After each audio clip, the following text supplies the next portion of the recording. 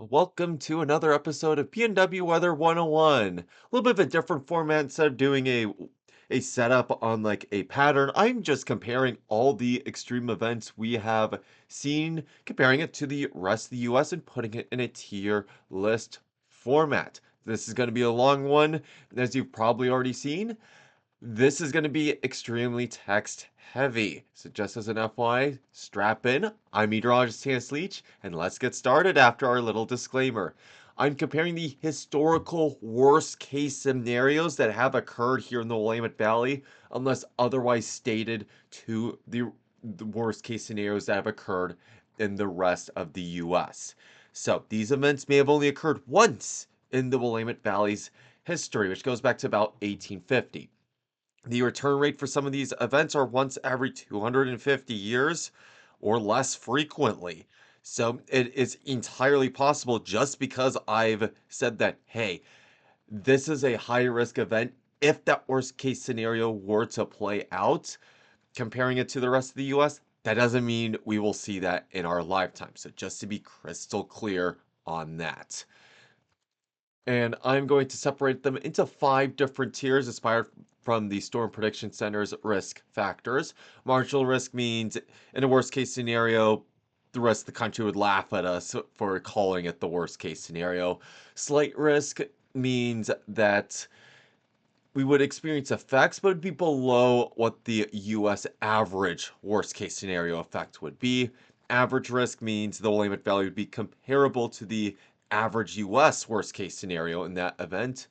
Enhanced risk means that the worst case scenario for that event in the Willamette Valley is worse than that in the rest of the US, but other locations still have us beat in many cases.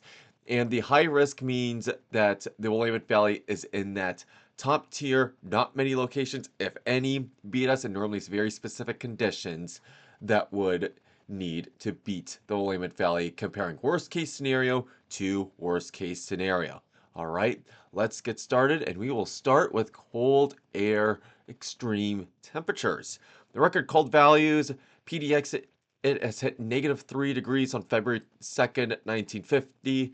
Downtown's record, if I remember correctly, is -2 back in 1888. Eugene, -12 degrees, was hit on December 8th, 1972. The optimal setup could hit -20 to -25 degrees Fahrenheit.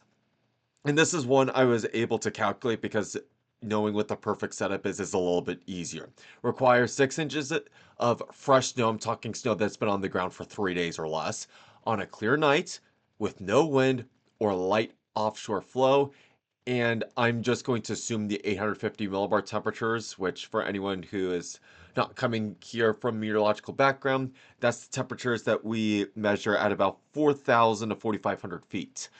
That would be at the coldest that has ever been recorded, which is -22 Celsius over Salem.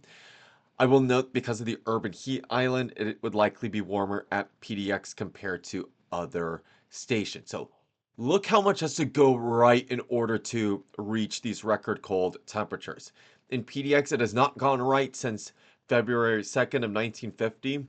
In Eugene, the last time it went right, well, except for the 850 millibar temperature, so it was still -14, was in December of 2013, and it hit -10.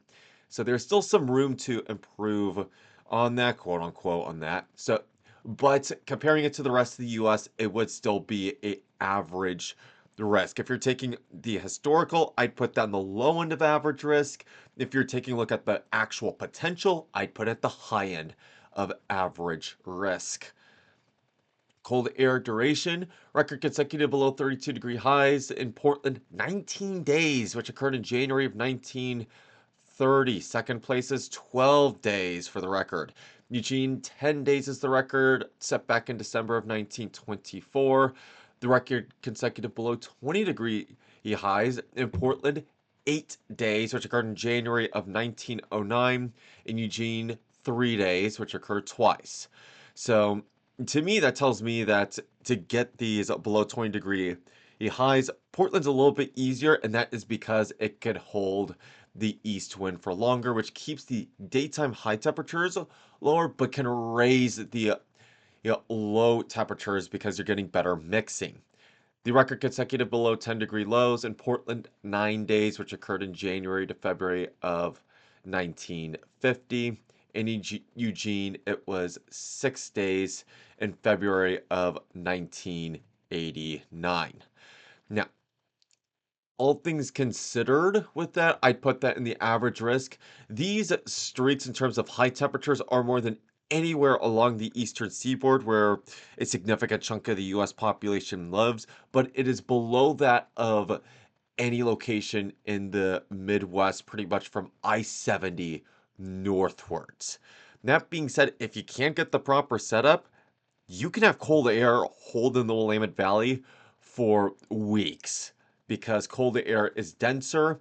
And even if you have an inversion set up in January, if you don't have anything to break that inversion, you're just going to get that cold air to sit in the valley floor and you're not going to do anything about it until another system rolls through. Moving on to heat extremes. The hottest temperature at PDX was 116 degrees, in Eugene 111 degrees. Both of these occurred in June of 2021, 1 day apart. Taking a look at the major US cities, so I'm defining that as any city over 250,000 people in population. That would make PDX the fourth warmest major US city. You get tied with Sacramento, but behind Tucson, Las Vegas, and Phoenix in that order, third, second, and first. Some locations in Sacramento did get above 116. I'm using their airport site to compare just for the record. 120, I do believe, is possible in the perfectly ideal setup, but I've not completed calculations on that to figure out what the top end is. Even, let's just ignore that for overall. I'd still put that in the enhanced risk. Yeah, 116 degrees is very hot. Most locations in the US have not hit 110 degrees. So that's enough evidence alone just to put it in the enhanced risk from that. We'll get into the humidity factor later. Heat durations. Now, unlike cold air, which can hold in the Willamette Valley for a long time, heat being less dense tends to mix out pretty quickly. So that makes holding a heat duration streak harder in the Pacific Northwest compared to other areas of the country. That being said, the longest 100-degree streak is still 5 days, which occurred back in July of 1941 at PDX, and 4 days in Eugene most recently this past summer. Longest 90-degree streak at PDX is 10 days in July 2009, and in Eugene 12 days in July to August of 2021. Eugene has also had one additional time where it's exceeded 10 days back in 1938.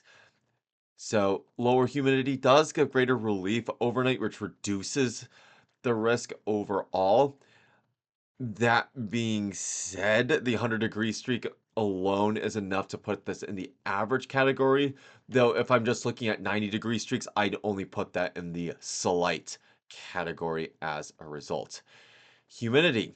So the peak dew point on just any single day, just one in the year, is normally about 60 to 65 degrees here in the Willamette Valley. And generally only hits that for about 3 days every year. So we rarely get muggy conditions.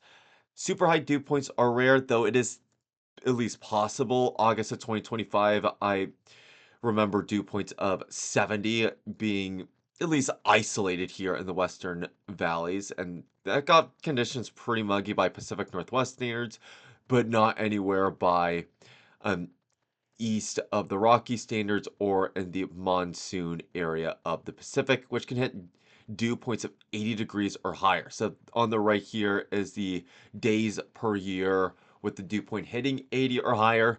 Oregon, Washington, Idaho have not hit that ever. 70 is like unheard heard of, but possible, and that's kind of the ceiling. Now, with ocean temperatures warming, if that trend continues, that could put us at a risk because of our marine influenced climate, but we are still decades away from that. at a minimum, so I would put this in the slight risk category, PDO notwithstanding. Precipitation slash flooding. The peak 24-hour precipitation in Portland was 7.66 inches in downtown Portland, which occurred back in 1882. In Eugene, the record occurred more recently, 1981, with 5.55 inches. Major floods can happen when heavy precipitation is combined with warmer temperatures and a rapid melt-off of snow, but normally you could see it coming for a few days ahead of time to at least a few hours. That makes flash flooding very rare, where just the river level rises very quickly.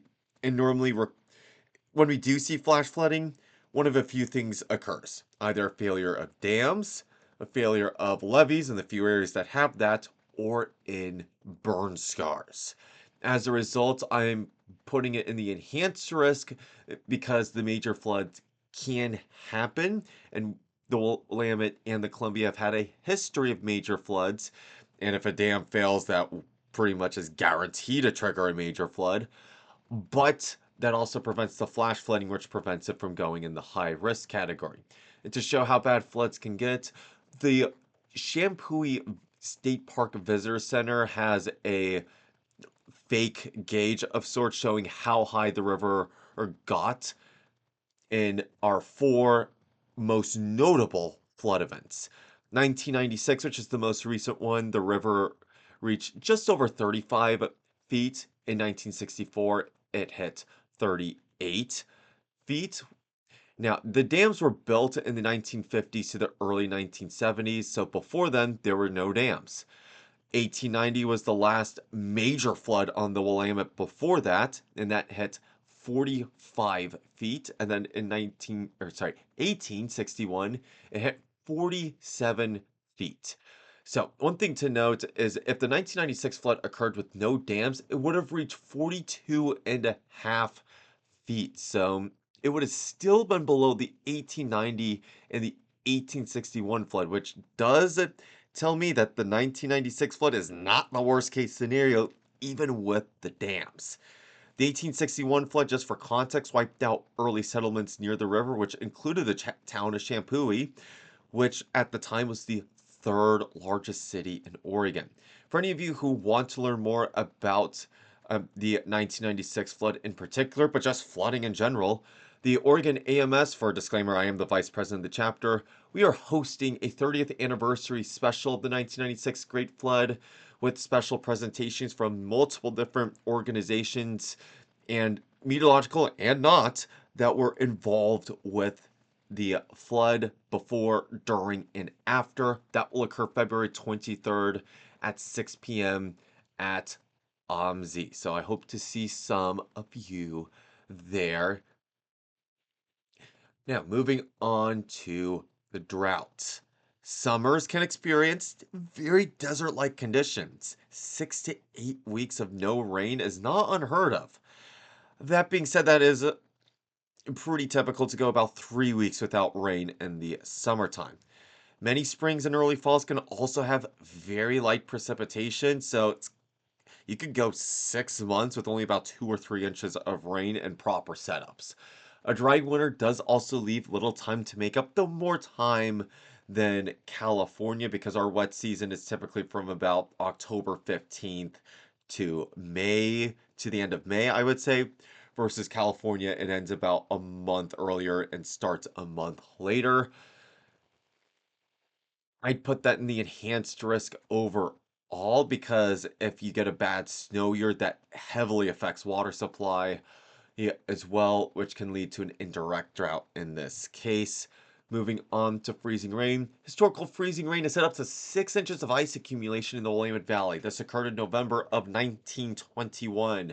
Recent storms have recorded at isolated locations of 2 inches, so we have hit nowhere close to the historical top end scenario. If that were to happen again, that would be devastating for the Willamette Valley. I will note that that 6 inches was restricted to areas very close to the Columbia River or Gorge. The rest of the Willamette Valley had just a ton of rain.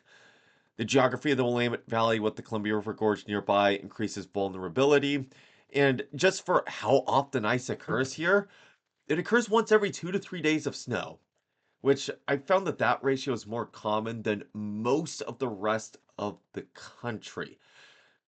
So overall, I'm putting that in the high risk category because that's 6 inches of ice fell over about a 48-hour period. So, and if you get even 2 inches of ice, areas can be without power for weeks. And I know Eugene is still recovering from the January 2024 ice storm, though life looks to be back to normal about 2 weeks after just still a massive effect. So, in terms of the proper setup for ice storms compared to a snowstorm, both of these require low pressure systems that will move in. So, let's take scenario one where you have a low pressure system moving further to the south. Generally speaking, at this point, any area to the north will receive snow, and any area to the south will receive rain of this low track. There are cases, however, where warmer air, if the Arctic air is not that well established yet, it will bring up the moisture along the eastern edge and warmer air with it because that Arctic air has not had time to establish itself. As a result, that can create a warm tongue and bring in ice instead of snow. But the other setup for freezing rain occurs when you have that low pressure system move in pretty much due west of Portland or a little bit to the north. Not so far north that it kills an easterly wind gradient, but just far enough north that you're going to kill any snow chance that you have because you're south of the low. That's going to mean rain 9 times out of 10 at that point. And the 1 time out of 10, it'll still transition over to freezing rain at some point. You're just going to start out as snow, at least briefly. There have been ice storms with a low pressure system that's moved in very far to the north, but it still caused an easterly gradient. It just most of the valley was in either ice at that point or sleet. I'm looking at you, December of 2022. Terms of snow. The 3 day snowfall total records at PDX was 17.8 inches back in January of 1943. Downtown's record occurred in 1892. That is of 26.8 inches.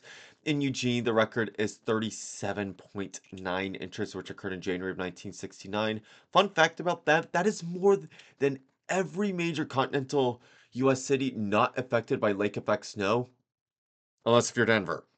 The known 24-hour record is in Salem, which occurred in February 1st of 1937, 25.6 inches. So it is definitely possible to get some top-tier snow events by Midwest and East Coast standards. The snow is also typically wetter than that in the Midwest and the East Coast because of that marine influence. So moving back a slide just to go back to that proper snow setup here.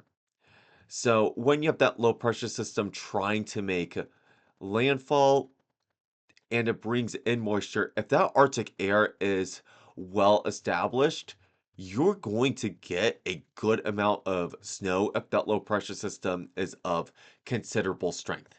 The other option is you can have a convergence zone or a deformation band form over a particular area, and you could get just 10 inches that dump in 6 hours. Both of those have occurred in the last 5 to 7 years, depending on your location. The hillier roads in the area do also increase the risk of major effects. The record for how long snow has been on the ground is officially 3 weeks in January to February of 1950, though it was on the ground for almost 6 in January to February of 1862. Fort Vancouver was recording at least partial weather data then, which included snow depth. Just for the record, the average high temperature for January of 1962 was 27 degrees, which is colder than the average temperature for January of 1950. So January 1962 is in a league of its own when it comes to cold. All things considered, I'd put this in the high risk. I don't expect a 25-inch 3-day total to happen in more than about once or twice a century. But just the threat of that alone, especially with it being heavy, wet snow typically, that's enough to put it in the high risk category, especially when Eugene's record is more than every major US city. Now, tropical cyclones. No known tropical cyclone landfalls have occurred in Oregon or Washington, though we have had their remnants. Two storms have reached Oregon latitude east of 140 degrees west, which is the cutoff for the eastern Pacific Basin. The coast is about 123 to 124 or west. So one of these reached it at hurricane strength. It strengthened to a hurricane at about 41 degrees north in September of 1975 and held on to hurricane strength until it hit Seattle latitude. November of 2006, it hit upper end of tropical storm, quote unquote, officially. Yeah, I say quote unquote because it was a University of Albany study that proved that that cyclone was indeed a tropical cyclone, though it was operationally considered a non-tropical cyclone, better known as an extratropical cyclone, which is what it was used to estimate its strength. If you use the typical, what's called the Dvorak technique, which takes a look at the satellite imagery, that might be a hurricane. Normally, an eye would suggest a hurricane. I cannot confirm that. Something to look into in the future. If it's even possible, the return rate would be about once every 500 years, and it would be weak or transitioning to an extratropical cyclone very quickly. I'm just going to mention it's theoretically possible, though. It's enough to put in marginal risk, but I wouldn't lose sleep over this. Windstorm, the non-thunderstorm based windstorms. Biggest windstorms like the Columbus Day storm of 1962 can have gusts of over 100 miles per hour here inland. Typically, one windstorm hits 70-mile-per-hour gusts about once every 10 years somewhere in the Pacific Northwest. The last one that was widespread anywhere in the Pacific Northwest was the Hanukkah Eve windstorm in 2006. Last one that occurred in the Willamette Valley was in February of 2002. The only comparable region is Western Europe. That's a high risk to me of non-thunderstorm based windstorms, and these wind gusts are the strongest in terms of caused by a non-tropical system that is possible over land. Though more exposed areas on mountains can have even higher wind speeds, like what Mount Washington out east experiences in New Hampshire. Typical windstorm path is you have a low pressure system rapidly intensifying and generally speaking curving to the north and east before it makes landfall. The ideal location for a worst case scenario windstorm would be somewhere in Washington from the Olympic Peninsula southwards. If you make landfall on the tip of Nia Bay, you're not going to get the absolute strongest wind speeds at that point. And the forward speed does matter. The faster the forward speed, the stronger the wind speeds are. The stronger the system is, the stronger the wind speeds are going to be. But you need that classic path, and you need it as close to the coast without it making landfall. If you get that low pressure system to make landfall further south, you're not going to get those southerly winds to come up anywhere north of this line. And that was the case in 2002, where pretty much anywhere north of Corvallis didn't see any sort of significant winds, but Corvallis South, gusts of 70 to 80 miles per hour.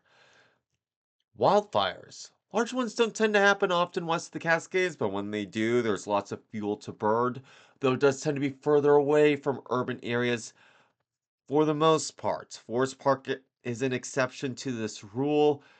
Newburgh, which is right next to the Chelan Mountains, is pretty forested. That's also an exception to that rule. But Los Angeles, I would definitely say, is ground zero for severe wildfire potential. The two biggest wildfire episodes were the Tillamook fires, and that was more series of fires that occurred 6 years apart in the 1930s to 1940s. Each one had 100,000 acres or larger until the fourth of them. and the Labor Day 2020 fires. I'm not saying that those were the only big fires. That is definitely not the case. But those are the only ones that had like a wow, that's 100,000 acres plus for or a historic event. There was, I believe, four fires that had 100,000 acres in Labor Day 2020, and the Tillamook fire just burned the same place over and over again. Human activity also increases the risk of wildfires being triggered. Because of the fact that the urban areas aren't directly next to the forests, there's normally a agricultural buffer before that. I'll put it in enhanced rather than high risk, but it is still more than pretty much any area in the country that isn't named Los Angeles. Thunderstorms, 5 to 7 days a year is how often they occur here in the Willamette Valley. Most of them are one clap wonders, however, where you just hear one little thing of thunder and that's it. This is the lowest in the country except for California. Severe thunderstorms are uncommon, though they have happened. This occurred since 1997. This is as far back as I have data for. May 1997, June of 2008, June of 2009, May of 2017, and August of 2024. I'm excluding tornadoes from this. That will be the next slide. It can hit levels of the Midwest, but not to the extreme levels. June of 2009 is the best example I can come up with because it had some derecho-like qualities. It was just a long line of thunderstorms that were approaching hurricane force, but never quite reached it. The highest official one was 71 miles per hour. I can't rule out an isolated gust that hit 75 that wasn't recorded. Severe hail is possible, but even rarer than severe gusts. The record is 2 inches in diameter, and that was an irregular hailstone on top of that, which is hen egg size, and that was set in 2018. The largest quote unquote regular hail size, and the one that was recorded in the Willamette Valley, is 1.75 inches, which is about golf ball size at that point. That's still enough to do some big damage, but considering most states the record is 4 inches or even higher, and thunderstorm wind gusts, the record in most areas, even on the East Coast, is 90 miles per hour or greater versus our 70 to 75. That tells me that's only a slight risk. Tornadoes. Average of 2 per year in the Portland National Weather Service's area of responsibility occurs, most being EF0s. In fact, currently, the Portland National Weather Service's area of responsibility is in the longest drought for an EF1 or stronger tornado. Only 5 tornadoes have been EF2 or stronger, the strongest of which is an F3 tornado that occurred in April of 1972. So that one was the deadliest tornado that occurred in the United States that year. On the right here, I have mapped all the tornadoes that have occurred. This is compiled by Tornado Archive. This is a great tool if you just want to peruse around and curious where tornadoes have hit and at what strength. The Willamette Valley is one of the larger clusters in the Pacific Northwest. I'd probably call it the densest outside the Snake River plain area, though the Columbia River Basin has also seen its fair share of tornadoes. Puget Sound less so, and the coast from about the Lincoln County line on up to Grays Harbor is also a risk area of tornadoes. So, all things considered, I'd put that in the slight risk. Most states' records are an EF4 or an EF5. And because there's only been one thing to hit an EF3, the worst case scenario to me, at least until I see evidence suggesting the contrary, would be a equivalent EF3, which supports only a slight risk. And even that F3 tornado was on the ground for 6 miles, still enough to cause major damage if it crosses through a major metro area. I will link in the description below a video from a channel named Weatherbox. It's a great channel for weather documentaries, and they had one on this tornadoes. So go check that out. Also, in the end cards, I will link the second PNW Weather 101 episode where I go over the tropical cyclones that have occurred in the Northeast Pacific Basin if you want to learn more about that.